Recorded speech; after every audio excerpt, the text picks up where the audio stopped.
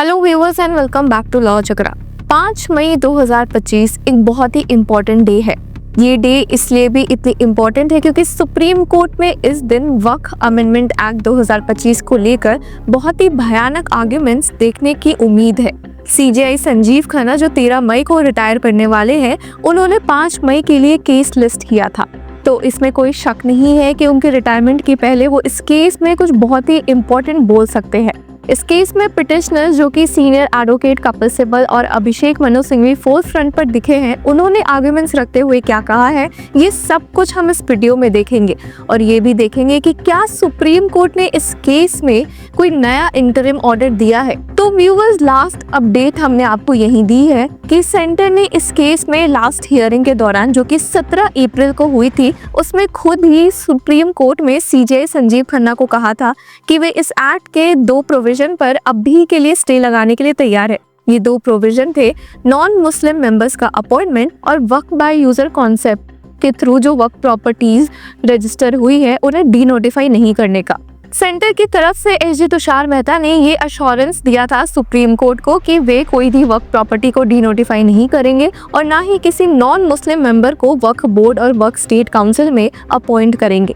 इसी को ध्यान में रखते हुए सुप्रीम कोर्ट ने अपना इंटरिम ऑर्डर उस समय दिया था जिसमें ये दोनों बातें नोट की गई थी। इसके बाद केस में कई सारे डेवलपमेंट्स देखने को मिले। सेंटर को इस केस में रिप्लाई फाइल करने को कहा गया था। जो पिटिशनर्स पार्टी है, इंटरवेंशन एप्लीकेशन है, उन सब ने भी इस केस में अपना रीजॉइंडर रिप्लाई फाइल किया है। इस केस में सेंटर ने माहौल बहुत ही ज्यादा गर्म कर दिया था क्योंकि उन्होंने अपने प्रीलिमिनरी एफिडेविट में फाइल किया था 1300 प्लस पेजेस। इन पेजेस में उन्होंने साफ साफ कहा था कि वक्फ बाय यूजर को कॉन्सेप्ट को हटाना क्यों जरूरी है, क्यों नॉन मुस्लिम मेंबर्स का अपॉइंटमेंट होना जरूरी है और क्यों ये सब इसलिए जरूरी है कि वक्फ प्रॉपर्टी का मैनेजमेंट ट्रांसपेरेंसी से चले।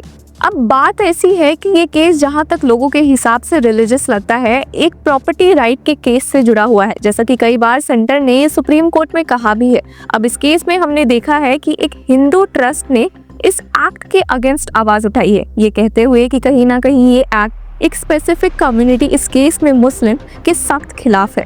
और वहीं अगर हम दूसरे पहलू पे भी देखें तो एक क्रिश्चियन कम्युनिटी, एक ट्रस्ट ने इस एक्ट के फेवर में कहा था क्योंकि कहीं ना कहीं उनकी खुद की कुछ प्रॉपर्टीज जब्त की गई थी वक्फ बाय यूजर कंसेप्ट का इस्तेमाल करके।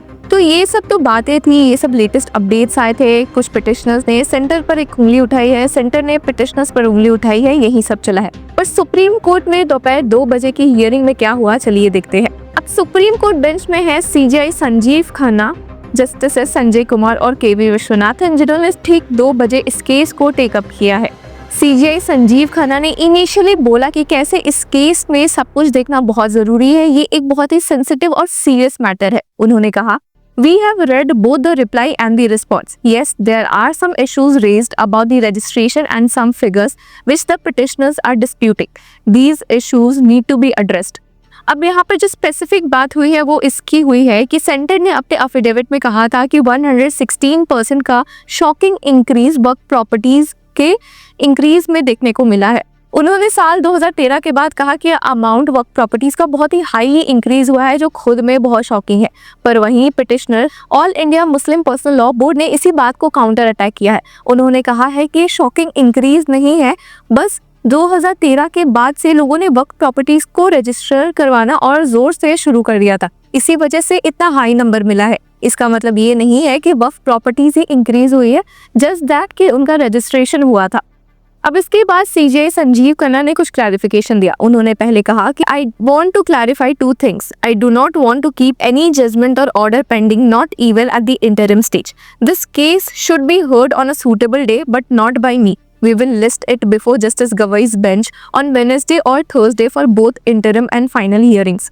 अब यहाँ पर सीजेआई संजीव खन्ना ने एक बहुत ही इंपॉर्टेंट मैटर को भी एड्रेस किया, उनकी रिटायरमेंट का। अब उनकी रिटायरमेंट में हार्डली 1 हफ्ते का टाइम है, जिसकी वजह से ही उन्होंने कहा कि वो ऐसे कोई भी मैटर नहीं सुनना चाहते जिसमें इंटरिम या फाइनल ऑर्डर उन्हें देना पड़े, क्योंकि उनके पास समय की बहुत ही कमी है। और इसी की वजह से उन्होंने जस्टिस BR गवई की बेंच के लिए इस मैटर को कहा कि लिस्ट किया जाए। अब जिन्हें नहीं पता उन्हें बता दे कि जस्टिस BR गवई हमारे देश के नेक्स्ट सीजेआई बनने वाले हैं 14 मई से। यानी कि सीजेआई संजीव खन्ना ने इस मामले को जस्टिस बी.आर. गवई के लिए शिफ्ट कर दिया है, उनके लिए उनके सामने बेंच के लिए लिस्ट कर दिया है। अब आगे सॉलिसिटर जनरल तुषार मेहता जो कि सेंटर की ओर से मौजूद थे, उन्होंने कहा, we would have like to present our full arguments before your lordship as we have responses to every point raised, but due to lack of time we do not wish to put your lordship in a difficult position. यहाँ पर CJI Sanjiv Khanna के retirement की बात को address करते हुए HD. Tushar Mehta ने भी ये सब बातें ऐड की।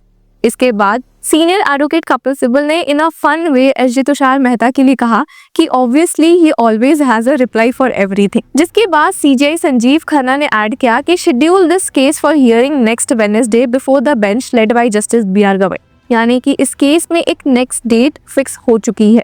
एच.डी. तुषार मेहता ने आगे ये भी ऐड किया कि it's a bit uncomfortable for me to bring up your retirement my lord. हालांकि यहाँ पर सीजे संजीव खन्ना ने ऐड किया कि he is actually looking forward to it.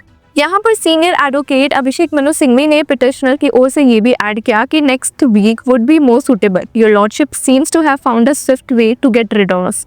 तो यहाँ हम देख सकते हैं कि जो मैटर इतना सेंसिटिव था, जब इसमें ये एड्रेस किया गया कि सीजेआई संजीव खन्ना तो रिटायर करने वाले हैं, तो माहौल थोड़ा फन वे में चला गया। पर यहाँ पर कुछ बातें क्लैरिफाई नहीं हो पाई है। वो पहला ये है कि जो सुप्रीम कोर्ट ने अप्रैल 17 को ऑर्डर दिया था, इंटरिम ऑर्डर के अगले नेक्स्ट डेट ऑफ हियरिंग तक, जो कि 5 मई की थी, उस दिन तक सेंट्रल गवर्नमेंट कोई भी नेक्स्ट स्टेप नहीं उठाएगी, कोई भी अपॉइंटमेंट नहीं करेगी, कोई भी वक्फ प्रॉपर्टीज को डी नोटिफाई नहीं करेगी। उस पर हमें क्लैरिटी नहीं मिली है कि क्या ये 5 मई तक ही लागू होने वाला था या फिर नेक्स्ट डेट ऑफ हियरिंग तक होगा, जो कि अब इस केस ने 15 मई की हो गई है। अब 15 मई को ये केस जाएगा जस्टिस बी.आर. गवई के सामने, जो उस समय हमारे सीजेआई होंगे। और इस केस में ये भी इंटरेस्टिंग है कि ये केस हुआ है अब लिस्ट हुआ है ये 15 मई के लिए। और आपको बता दें कि सुप्रीम कोर्ट समर वेकेशन पे जाने वाली है 26 मई से। तो कहीं ना कहीं उस शॉर्ट पीरियड ऑफ टाइम में भी क्या ये केस बार बार टेकअप हो पाएगा? क्या सारे पिटिशनर्स और रिस्पोंडेंट्स को सुनने के बाद सुप्रीम कोर्ट इस मामले में इंटरिम ऑर्डर के साथ साथ फाइनल ऑर्डर के पास भी पहुंच सकती है? यही कुछ सवाल अब हमारे सामने आ गए हैं। तो लोगों की नज़र अब सीधे जस्टिस बी.आर. गवई पर शिफ्ट हो चुकी है कि अगर उनके सामने जब भी ये केस आएगा, वे इस केस में क्या करें? क्या वो भी फुर्ती से इस केस में इंटरिम ऑर्डर्स पास करेंगे? क्या वो इस केस में फाइनल जजमेंट तुरंत से रिजर्व करके हमें आंसर बता सकते हैं कि क्या ये वक्फ अमेंडमेंट एक्ट 2025 कॉन्स्टिट्यूशनल है या नहीं? यही सवाल अब सारी जनता के सामने आ पहुंचा है और सुप्रीम कोर्ट के सामने भी। तो देखना अब ये इंटरेस्टिंग होगा कि 15 मई को सीजेआई बी.आर. गवई के साथ इस केस की हियरिंग और कौन जज करेंगे, कौन सी स्पेशल बेंच हो सकती है इस केस में। और सबसे मेन सवाल, सीजेआई बी.आर. गवई का नेक्स्ट स्टेप इस केस में क्या हो सकता है? तो व्यूअर्स, इस केस के किसी भी तरह के लेटेस्ट लीगल अपडेट से जुड़े रहने के लिए कीप फॉलोइंग लॉ चक्रा।